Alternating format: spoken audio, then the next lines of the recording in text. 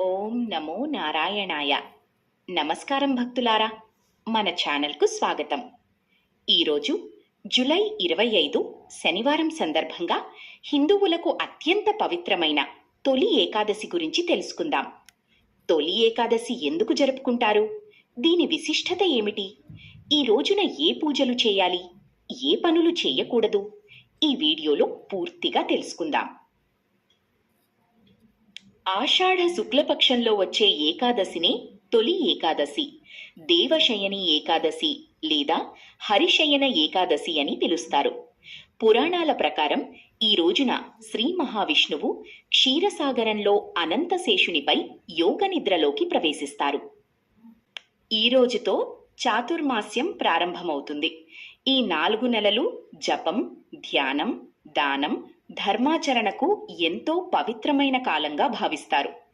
ఏకాదశి మహిమ గురించి పద్మపురాణంలో ఒక ప్రసిద్ధ కథ ఉంది. మురాసురుడు అనే రాక్షసుడు దేవతలను, ఋషులను తీవ్రంగా బాధించాడు. దేవతల ప్రార్థనతో శ్రీ మహావిష్ణువు అతనితో ఘోర యుద్ధం చేశారు. యుద్ధం అనంతరం విశ్రాంతి తీసుకుంటున్న సమయంలో మురాసురుడు దాడి చేయడానికి ప్రయత్నించాడు. అప్పుడు శ్రీ మహావిష్ణువు దివ్యశక్తి నుండి ఒక దేవి ఆవిర్భవించి మురాసురుడిని సంహరించింది.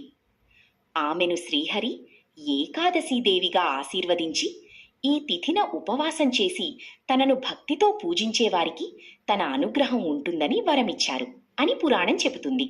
ఇప్పుడు తొలి ఏకాదశి రోజున ఏం చేయాలో తెలుసుకుందాం. ఉదయం బ్రహ్మముహూర్తంలో లేచి స్నానం చేయాలి. ఇంటిని, పూజా గదిని శుభ్రపరచి దీపం వెలిగించాలి. శ్రీ మహావిష్ణువు, మహాలక్ష్మి అమ్మవారిని తులసీ దళాలతో పూజించాలి. ఓం నమో నారాయణాయ మంత్రాన్ని 108 సార్లు లేదా మీకు వీలైనంత జపించండి. విష్ణు సహస్రనామం లేదా భగవద్గీతను పారాయణం చేయవచ్చు. ఆరోగ్యం అనుమతిస్తే ఉపవాసం ఆచరించండి. అలాగే పేదలకు అన్నదానం లేదా దానం చేయడం కూడా ఎంతో శ్రేయస్కరంగా భావిస్తారు. ఈ రోజున కొన్ని నియమాలు పాటించడం మంచిదని సంప్రదాయం చెబుతుంది.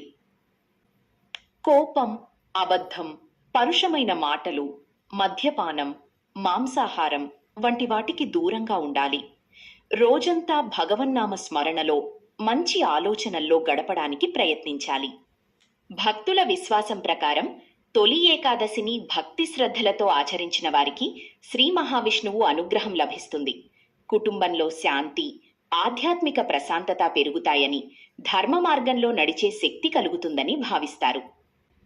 చివరిగా తొలి ఏకాదశి మనకు ఉపవాసం మాత్రమే కాదు, మనస్సును పవిత్రంగా ఉంచుకోవడం, భగవంతుణ్ణి స్మరించడం, ఇతరులకు సహాయం చేయడం వంటి విలువలను గుర్తు చేసే పవిత్రమైన రోజు.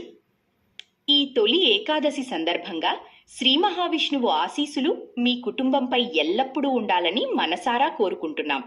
వీడియో మీకు నచ్చితే లైక్ చేయండి, షేర్ చేయండి.